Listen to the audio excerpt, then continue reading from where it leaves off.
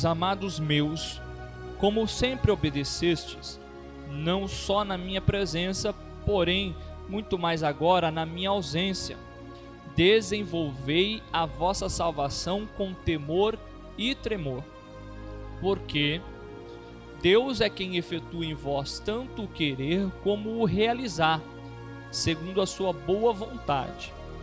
Fazei tudo sem murmurações nem contendas, para que vos torneis irrepreensíveis e sinceros, filhos de Deus inculpáveis no meio de uma geração pervertida e corrupta, na qual resplandeceis como luzeiros no mundo, preservando a palavra da vida, para que o dia de Cristo eu me glorie de que não corri em vão, nem me esforcei inutilmente. Amém? Vamos orar mais uma vez? Pai amado, em nome de Jesus Cristo, queremos engrandecer ao Senhor por a oportunidade que nós temos de ouvir, Senhor Deus amado, a Tua palavra, Senhor Deus, de meditar nessa palavra. Que em nome de Jesus Cristo, Senhor Deus, possa revelar a Tua vontade, Senhor Deus, pelo Teu Santo Espírito nessa noite, e venha falar ao nosso coração, Senhor Deus, aquilo que nós carecemos de ouvir, e aquilo que o Senhor Deus, eu creio que edificará a Tua igreja e o Teu povo, em nome do Senhor Jesus Cristo. Amém? Se assente com reverência ao Senhor. Irmãos, esse é um texto um quanto controverso da escrita paulina, porque é um texto utilizado tanto por uma classe de cristãos que estudam um pouco falando sobre soterologia, para poder trazer base de que a salvação ela é meritória pelas obras da lei, mas também é usada pela outra parte para poder dizer que na verdade Deus é quem efetua a sua vontade sobre a nossa vida. Então é um dos dilemas que ocorrem, irmãos, nessa era cristã, desde quando se iniciou a igreja, e quando a igreja foi conhecida, sempre existe essa discussão com relação à soterologia.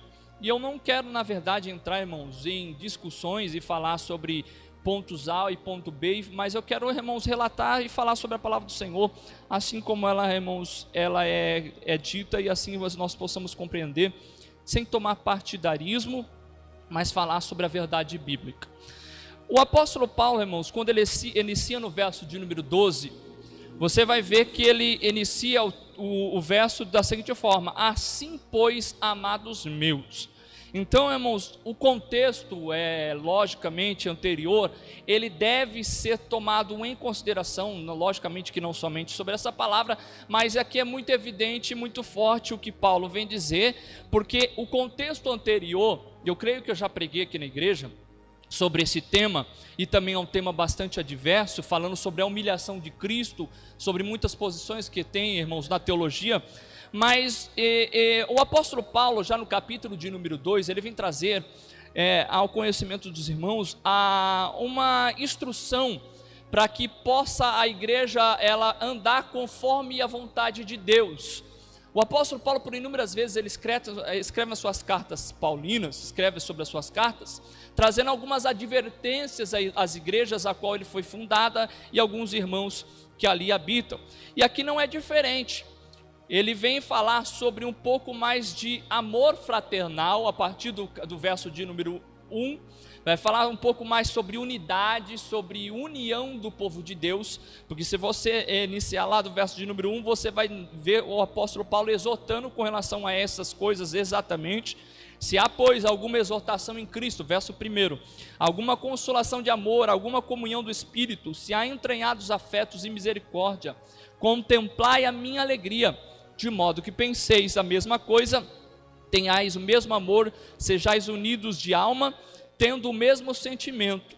Nada façais por partidarismo ou vanglória, mas por humildade, considerando cada um dos outros superiores a si mesmos.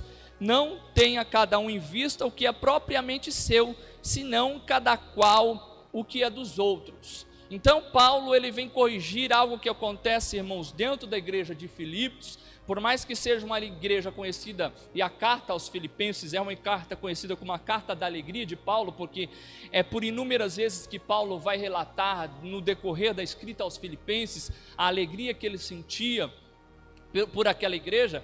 existem algumas discussões que existiam dentro da igreja e alguns problemas que poderiam ser solucionados, e é isso que Paulo vai fazer na carta também aos Filipenses. Se nós decorrermos ainda mais adiante nos capítulos posteriores ao qual nós lemos, você vai ver que existem duas mulheres que têm um certo atrito, ao ponto que Paulo cita o nome dessas duas irmãs para que elas possam pensar concordadamente, ou seja, com um só pensamento.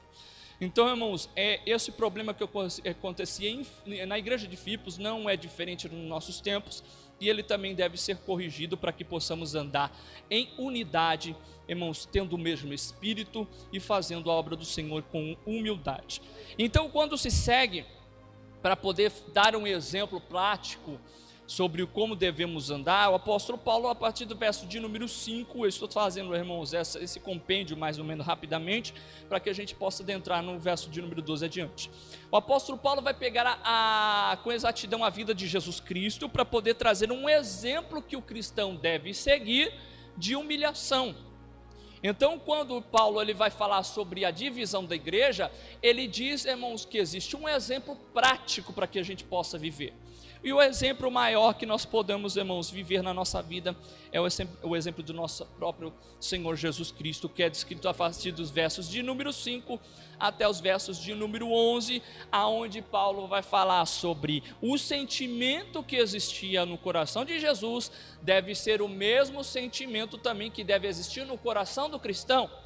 Então Paulo ele não vai trazer somente uma parte doutrinária, mas ele diz que também devemos andar como Cristo andou, porque a vida cristã ela não é só teórica, a vida cristã não é só dogmática, a vida cristã não é só doutrinária, ela tem que existir, na verdade, uma vida, uma conduta cristã exemplar. Então Jesus é tomado como exemplo, ao ponto que Paulo diz assim no verso de número 5: tende em vós o mesmo sentimento que houve também em Cristo Jesus. E que sentimento foi ele? Foi esse que existiu em Jesus. Pois ele, subsistindo em forma de Deus, não julgou como usurpação ser igual a Deus, antes a si mesmo se esvaziou, assumindo a forma de servo, e tornando-se semelhante aos homens, e reconhecido em figura humana, a si mesmo se humilhou, tornando-se obediente até a morte, e morte de cruz. Então o que Paulo apela para o exemplo de Jesus Cristo é que os cristãos de Filipos deveriam seguir o mesmo exemplo de Jesus, e isso não se difere para a igreja atual e nem mesmo para a nossa comunidade aqui em São Caetano, que devemos seguir o mesmo exemplo de Cristo de humildade e humilhação. O que Paulo, irmãos, ele vem falar sobre a igreja de Filipos é que nós devemos ter o sentimento de Jesus, que foi de se diminuir, que foi, irmãos, de se colocar os outros acima de si mesmo, que é mencionado anteriormente nos versos 2 e 3, e até o verso de número 4. Então, o exemplo prático que devemos seguir é o exemplo de Jesus em sua humilhação. E quando Paulo ele vai descrever a humilhação de Jesus Cristo, esse belo texto cristológico falando sobre a vida de Jesus, ele vai falar, irmãos, que Jesus estava no mais sublime posição para descer na mais baixa posição que ele poderia descer, que era a morte de cruz. Então, após falar sobre a exaltação de Jesus Cristo a partir do verso de número 9 até o verso de número 11, a qual é retribuído a ação de Cristo por tudo que ele tenha feito, que Deus também o exaltou sobremaneira e deu nome a ele que está acima de todo nome, para que todo o nome de Jesus se dobre todo o joelho, e nos céus, na terra e debaixo da terra, e toda língua confesse que Jesus Cristo é Senhor, para a glória de Deus. Então essa expressão utilizada por Paulo no verso de número 12, assim pois, ela é totalmente ligada pelo contexto antecessor que nós acabamos de ler, e por isso que o apóstolo Paulo vem falar sobre a igreja de Filipe. Irmãos, eu quero falar um pouco sobre uma conduta de vida cristã exemplar. Eu quero falar um pouco sobre santidade, falar sobre um pouco sobre vida com Deus. Como eu mesmo mencionei, irmãos, o apóstolo Paulo em suas cartas, ele é costumeiro ele construir na sua escrita, no teor das escritas da sua carta, vem falando sobre doutrina, dogma, falando sobre algumas questões da fé cristã, mas também entrar sobre a parte que nós possamos ter esse dogma, essa doutrina sobre a nossa vida, porque, irmãos, de pouco valia eu entender toda a dogmática cristã, toda a doutrina cristã, toda a posição que eu devo ter diante de Cristo, ou até mesmo qual maneira que eu devo me conduzir, se isso não fizer parte da minha conduta de vida diária. A expressão utilizada por Paulo, ela é costumeira.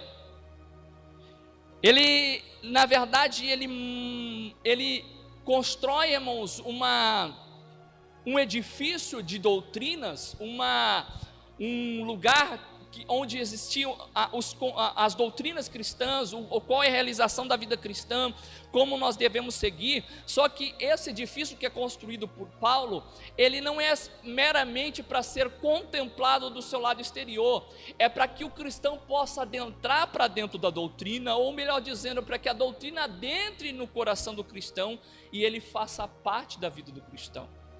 Então eu não posso, irmãos, de maneira nenhuma desvirtuar a doutrina de prática de vida cristã, porque uma se liga totalmente com a outra. A ligação da doutrina, do dogma, ela é totalmente ligada com praticidade, com prática cristã. Essa é uma ligação tão estreita, irmãos, que é natural que Paulo faça isso. Em muitas cartas que ele escreve, a carta aos Romanos até o capítulo de número 11, ele vai falar sobre doutrina. A partir do capítulo de número 12, ele vai começar falando sobre vida cristã. Lá em Efésios, capítulo de 1 a 3, ele vai falar sobre doutrina. No capítulo de número 4, ele vai falar sobre a conduta cristã, sobre a vida cristã. E é isso, irmãos, é tão estreito, tão intimamente ligado uma coisa a outra, que Paulo faz isso de uma forma tão natural. Então, irmãos, eu quero entrar dentro do esboço da própria mensagem para poder falar sobre desenvolvimento à salvação. Desenvolvimento à salvação. A partir do verso de número 12. Pelo menos 7 pontos eu quero destacar sobre como nós podemos desenvolver a nossa salvação, que está descrito no texto do verso de número 12 ao verso de número 16. Primeiro ponto, como nós podemos desenvolver a nossa salvação? Irmãos, primeiro, algo que eu quero trazer, que é o primeiro ponto sobre esse tema, e isso já para desconstruir alguns pontos que eu creio que são errôneos sobre algumas considerações de doutrina que nós temos dentro da igreja. Primeiro ponto, a salvação, ela já foi adquirida. Por quê? Vamos lá. O apóstolo Paulo, ele não está escrevendo a um povo leigo. O apóstolo Paulo não está escrevendo a um povo que está sendo evangelizado. Paulo não está escrevendo, irmãos, a um povo que nunca ouviu falar da doutrina cristã. Ele está falando sobre uma igreja formada, uma igreja que foi fundada por Paulo, uma igreja já formada e uma igreja já existente.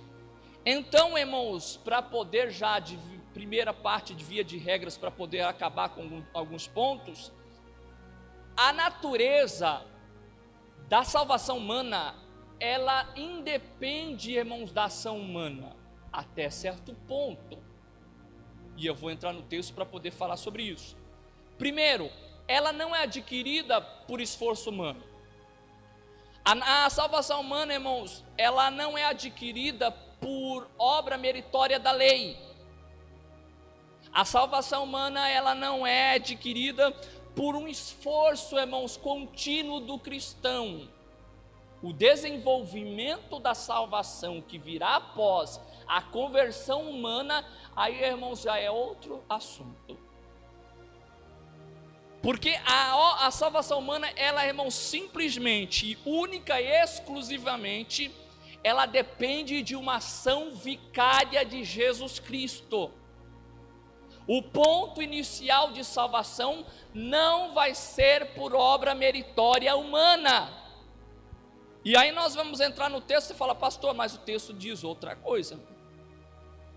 Paulo, ele fala cristãos convertidos.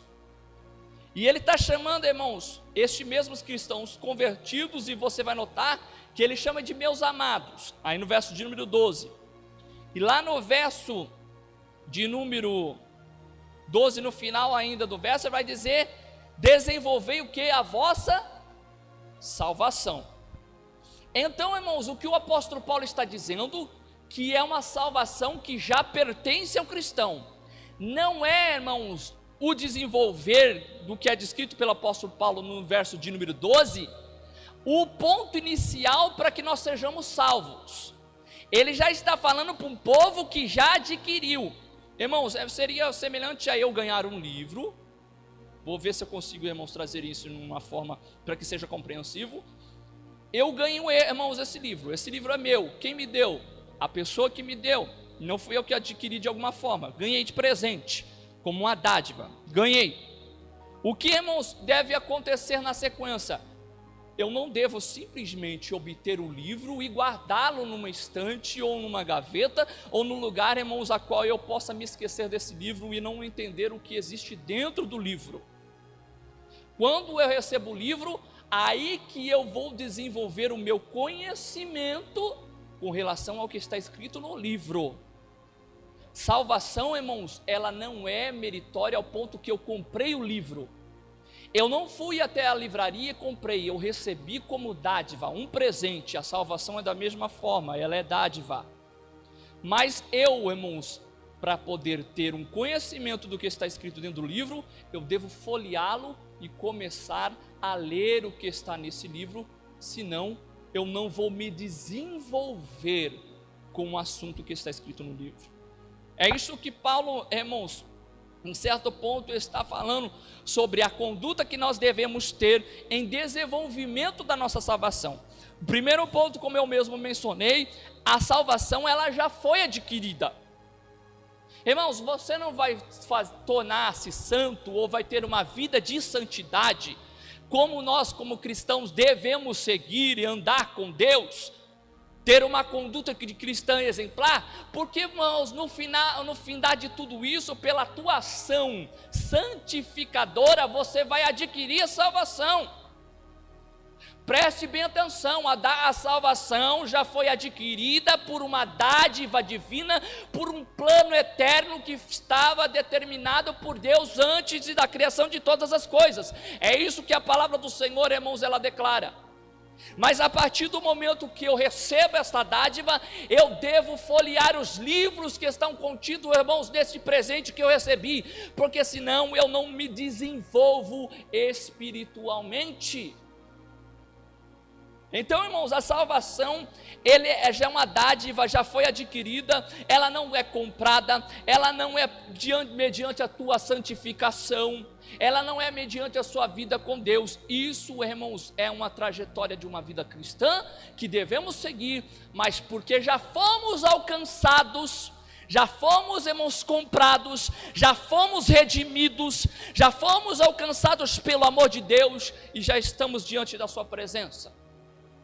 O apóstolo Paulo está falando para um povo salvo, e eu quero pregar esta noite para um povo que já foi alcançado pela graça divina. O primeiro ponto de salvação, ela já foi adquirida. Assim, pois, amados meus, como sempre obedecestes, não só na minha presença, porém muito mais agora, na minha ausência, desenvolvei a vossa salvação. Vocês já têm a salvação. Já foi entregue, já foi adquirida, mas tem que existir um desenvolvimento. Segundo ponto, a prática cristã deve ser exercida não apenas à vista de todos. O que o apóstolo Paulo vai dizer, preste minha atenção. Amados meus, como sempre obedecesses, não só na minha presença, porém muito mais agora, na minha ausência, desenvolver a vossa salvação com temor e temor. O que o apóstolo Paulo está dizendo é conduta de vida cristã, santificação, vida cristã diária, ela não se apresenta somente para o pastor. O que o apóstolo Paulo está dizendo não é na minha presença. Irmãos, nós não devemos apoiar a nossa cristandade, ou melhor dizendo, a nossa vida com Deus, somente quando somos observados por aqueles que fazem parte da nossa fé. Você sabe o que significa isso? São pessoas que aqui dentro, irmãos, são santas. São pessoas que diante do pastor, irmãos, têm uma fala, irmãos, até polida. Diante das pessoas da igreja, falam muito bem, parece crente falando, sabe aquele vocabulário crente? Vaso de Deus, homem do Senhor, varão, mulher valorosa e por aí vai, aqueles dialetos cristãos. Aqui no meio, irmãos, fala muito bem, expressa muito bem quem é um cristão exemplar. Mas Paulo diz assim, olha, segui, sempre obedecesses, não somente na minha ausência. Sabe o que isso parece? Quando Paulo estava na presença dos filipenses, era uma pessoa. Quando estava distante, era outra conduta que eles viviam. Então Paulo foi assim, olha, no desenvolvimento da vossa salvação, você, irmãos, na praticidade da nossa conduta nos dias de hoje, não seja cristão somente dentro da igreja, não seja, irmãos, um jovem cristão no meio dos jovens cristãos, não seja uma mulher cristã no meio das irmãs do círculo de oração, não seja um homem cristão somente no meio do grupo dos homens, ou diante do pastor, ou dos irmãos que te cercam. O apóstolo Paulo, irmãos, acaba de me recordar, a certo momento ele chega a falar sobre, eu acho que é a Epístola aos Efésios, capítulo de número 5, se não me engano, ele vai falar sobre o trabalhador, os deveres dos trabalhadores e o dever do patrão. E quando ele vai falar do trabalhador, ele fala assim, olha, servir aos vossos senhores como se estivesse servindo a Cristo. Você sabe o que significa isso, irmãos? O serviço, ele independe se a pessoa está na sua frente ou está distante. O homem não observa, mas Deus o conhece. Sabe qual é a maior, irmãos, dificuldade que nós temos de entender? Que eu não enxergo, o pastor pode não enxergar, o irmão não pode enxergar o outro irmão, mas Deus, irmãos, ele em tudo, tem tudo patente aos seus olhos. Quem poderá se esconder dos olhos de Deus? Eu estou para preparar, irmãos, uma mensagem, que eu já tenho o texto e eu quero somente fazer um esboço do texto, e eu até venho à mente um tema para essa mensagem, e o tema dessa mensagem que eu estou preparando é mais ou menos isso: ateus religiosos. E por que ateus religiosos? Porque nós não falamos do ateísmo, irmãos? Pessoas, o que é um ateu? Não acredita em Deus, vive aqui de Deus, não acredita nas escrituras, tem a sua vida, trabalha, conquista, faz faculdade, tudo à mercê de Deus, tudo sem pedir autorização para Deus. Irmãos, agora eu te digo, o que é diferente de alguns cristãos que existem dentro da casa de Deus? Que professam com os seus lábios que servem a Deus, mas a sua vida estão a quê da vontade do Senhor? Então, irmãos, a prática da vida cristã, ela não deve ser exercida somente no meio de homens e mulheres de Deus. Não devemos apoiar a nossa vida cristã nos homens e nas mulheres que estão dentro da igreja, no jovem que está dentro da igreja, no pastor que está na igreja, na irmãzinha do círculo de oração, no irmão, irmãos, do grupo de varões. A praticidade, a prática da vida cristã, ela tem que, irmãos, ser apoiada e deve ser realizada com o intuito, irmãos, de, irmãos, chegar a Deus, e Ele deve ser, irmãos, o motivo de nós termos uma vida de santidade. Santidade, irmãos, não é viver até um ponto que você está vivendo com as mesmas pessoas que professam a mesma fé. Só que, irmãos, o amigo que está lá no trabalho, ou na faculdade, ou no meio onde você vive, irmãos, ele já tem um dialeto diferente, já tem uma maneira de falar diferente, já se veste diferente, então você vai se encaixar da forma a como aquela pessoa está vivendo. Até uns palavrões soltam no meio do caminho. Ou estou mentindo? Então a prática de vida cristã, ela indifere de que nós estamos diante de homens e mulheres de Deus. Essa conduta de vida de santificação não é a presença somente dos homens, é diante do Todo-Poderoso nosso Senhor Deus. Terceiro ponto, em nossa conduta cristã devemos ter respeito e reverência às coisas santas. O que o apóstolo Paulo vai dizer ainda no verso de número 12: desenvolvei a vossa salvação com temor e tremor. Quando Paulo está dizendo tremor e temor, não é medo. Cristão não deve servir a Deus por medo de ir ao inferno. Irmãos, eu creio que a maioria dos cristãos vão para a igreja porque tem medo do inferno. Creio nisso. A obediência não deve ser um princípio por causa do medo punitivo, medo de punição. A obediência a Deus, irmãos, ela na verdade deve ser o ponto que nós seguimos a Deus por amor à sua obra e por aquilo que Ele já realizou sobre a nossa história. Servimos a Deus, irmãos, porque temos medo de Deus. A punição ao inferno, se eu começar a falar de inferno, tem umas pessoas, irmãos, que arrancam os cabelos. Falar, irmãos, de inferno para algumas pessoas é algo tão terrível, e é isso que, irmãos, estimula elas a ir à igreja, ou ter, irmãos, uma vida cristã. A nossa conduta cristã, como já mencionei e repito, não deve ter, irmãos, como ponto inicial o medo de punição.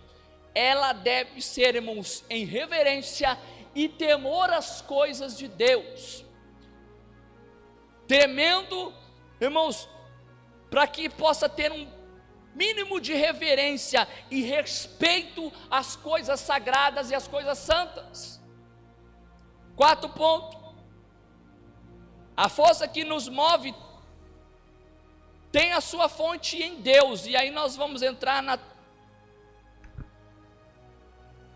tão temível controvérsia entre alguns cristãos, porque nós lemos no verso de número 12 falando que nós devemos desenvolver a nossa salvação. Isso é conduta de quem? De quem? Do cristão. Irmãos, eu não estou tirando responsabilidade cristã, eu não estou colocando, irmãos, todos os meus anseios e tudo, as minhas responsabilidades na mão de Deus. Fala: Senhor, executa por mim. Preste bem atenção, existe responsabilidade cristã que deve ser executada.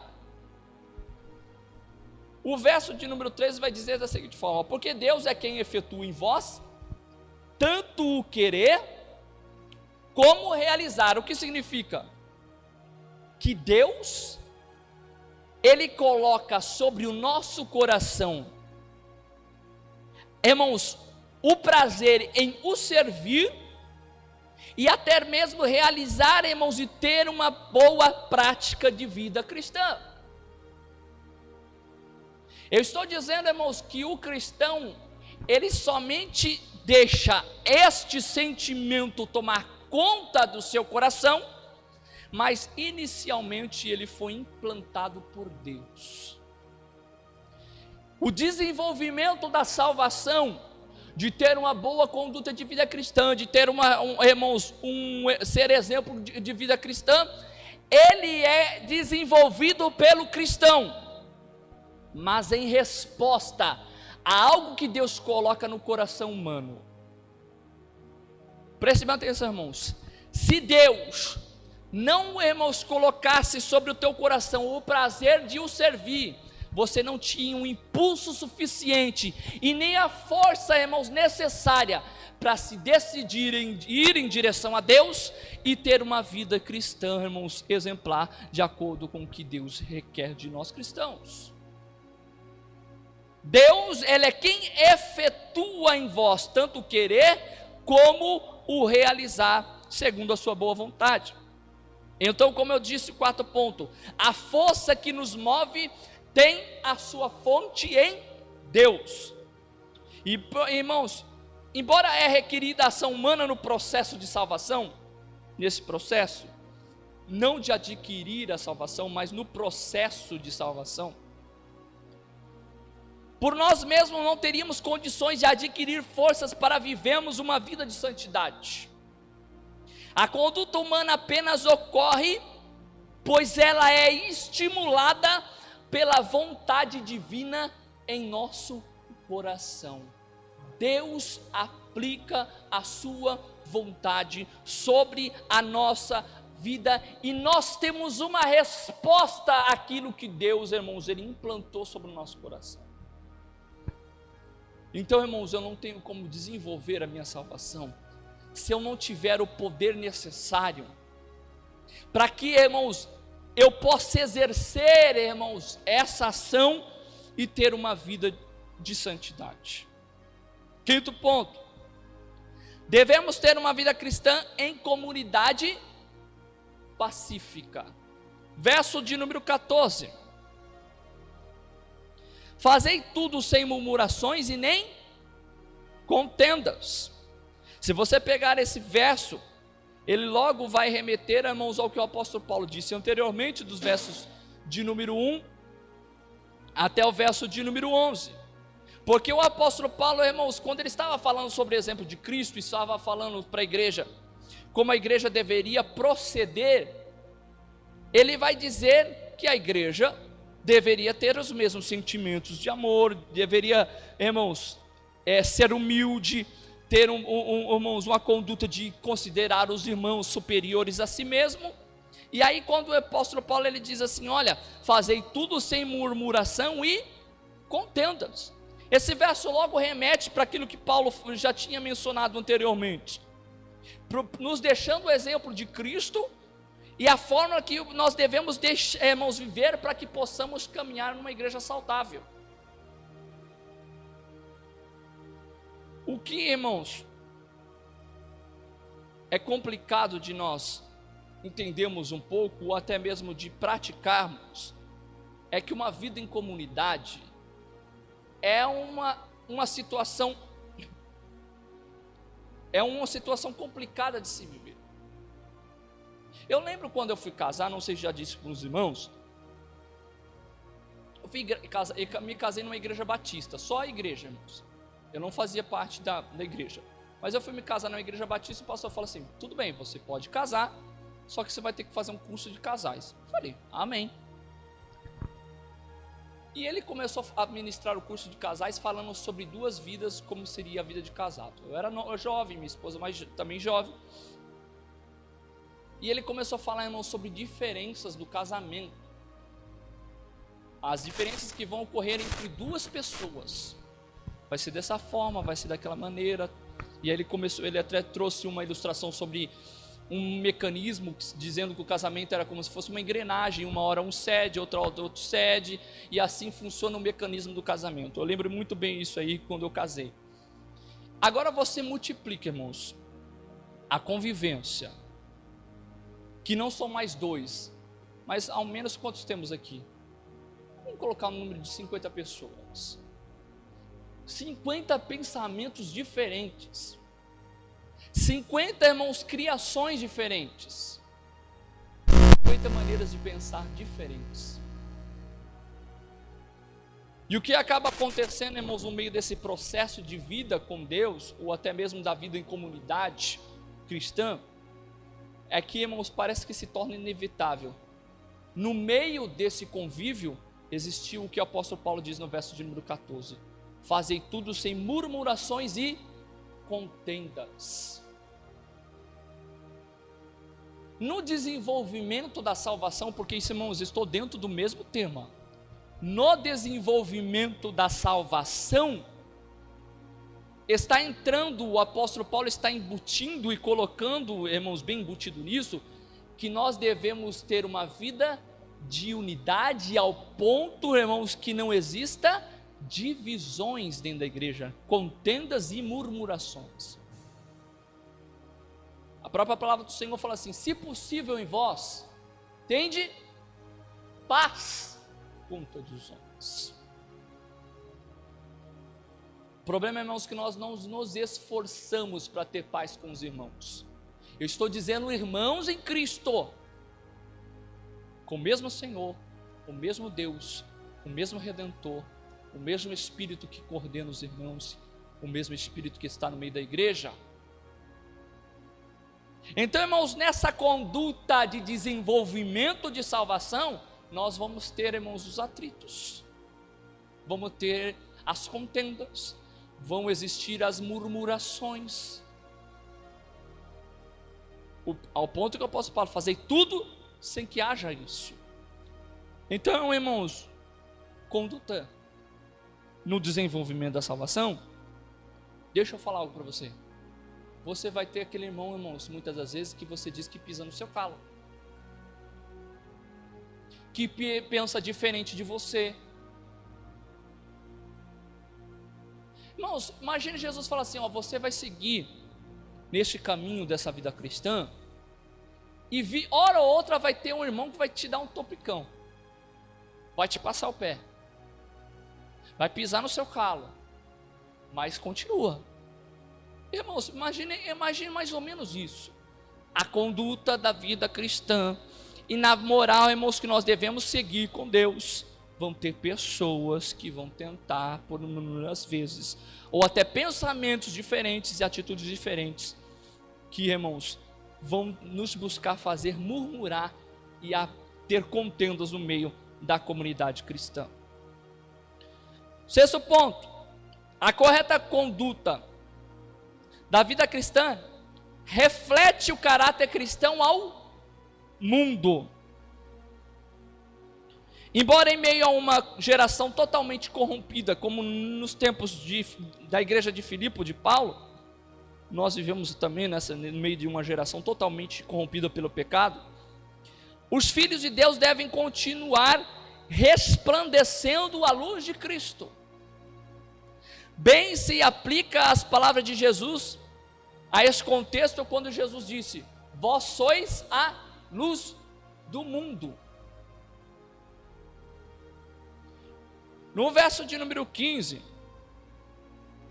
ainda no processo, irmãos, de desenvolvimento da salvação: para que vos torneis irrepreensíveis e sinceros, filhos de Deus inculpáveis, no meio de uma geração pervertida e corrupta, na qual resplandeceis como luzeiros no mundo. O que Paulo está dizendo? No teu processo de salvação, no desenvolvimento da tua salvação, no seu caminhar de santidade, da sua vida cristã, você deve ser um exemplo para aqueles que não fazem parte deste povo. O que o apóstolo Paulo está dizendo é, irmãos, vamos trazer um pouco para mil dos irmãos, para que a gente possa entender. Cristão, você está desenvolvendo a tua salvação?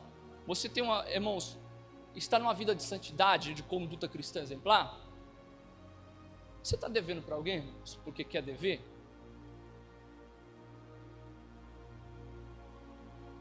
Você pegou algo emprestado de alguém? Ou vamos lá, você tentou passar o pé, irmãos, em alguém lá no seu trabalho? Você ficou com conversa? As pessoas lá onde você trabalha, elas te conhecem por um verdadeiro cristão? Na tua faculdade sabem que você é cristão?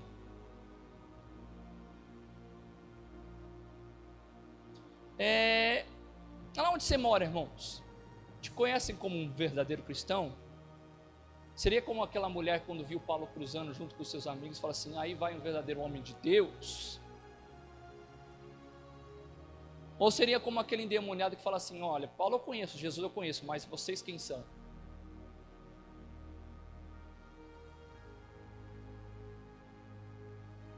Irmãos, processo de salvação, desenvolvimento, ele requer que nós resplandecemos para o mundo quem nós somos. E preste bem atenção, irmãos, assim como a palavra diz, aquela mensagem dos evangelhos diz, não se pode esconder uma cidade edificada, irmãos, no vale, por trás dos montes. Assim como também não pode pegar, irmãos, uma luz e colocar ela debaixo do velador, mas tem que colocar ela no sobril, irmãos, o mais alto da casa, para que ela possa iluminar toda a casa. A vida do cristão é da mesma forma. Quando Paulo ele diz luzeiros, aqui no verso de número 15, luzeiros do mundo, ele está falando sobre astros. Sabe o que significa? O sol, a lua, que é evidente. O cristão ele deve ser evidente para o mundo. O cristão, irmãos, ele deve ter um ponto de destaque, que ele deve ser evidente para que as pessoas possam ver que ele é diferente, que ele ilumina mesmo no meio de uma geração corrompida, ou seja, brilhar a luz de Cristo mesmo no meio de uma treva densa que vive a nossa comunidade.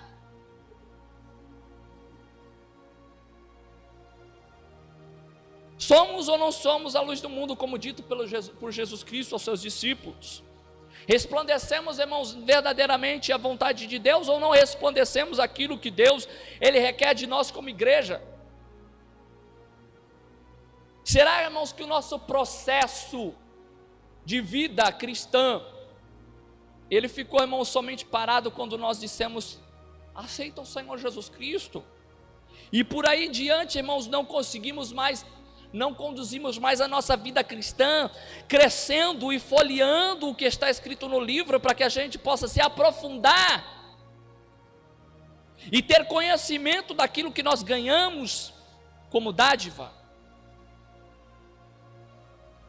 Sétimo ponto, o cristão deve ser fiel à palavra de Deus até o dia da vinda de Jesus.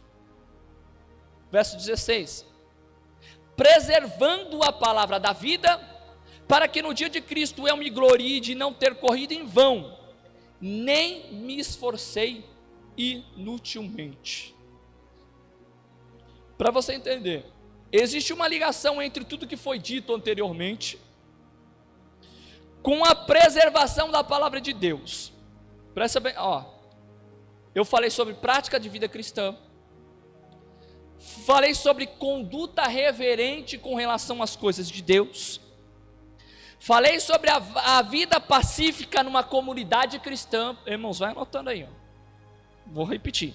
Falei sobre prática de vida cristã, falei sobre conduta reverente às coisas de Deus, falei sobre vida pacífica em comunidade cristã, falei sobre resplandecer a luz de Deus ao mundo, e todas essas ações estão ligadas a essa última expressão, que seria uma inteira e verdadeira devoção à palavra do Senhor. O livro que eu devo ler, a conduta e o conhecimento que eu devo adquirir, o meu desenvolvimento de salvação e da minha fé cristã, ela só não é adquirida. Vamos pegar o livro de verdade, porque eu não tenho prática de leitura das Escrituras.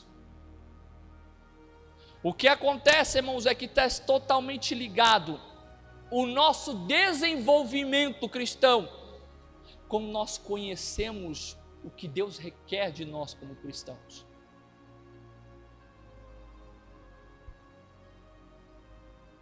Uma conclusão que eu posso tirar, irmãos, dessa mensagem: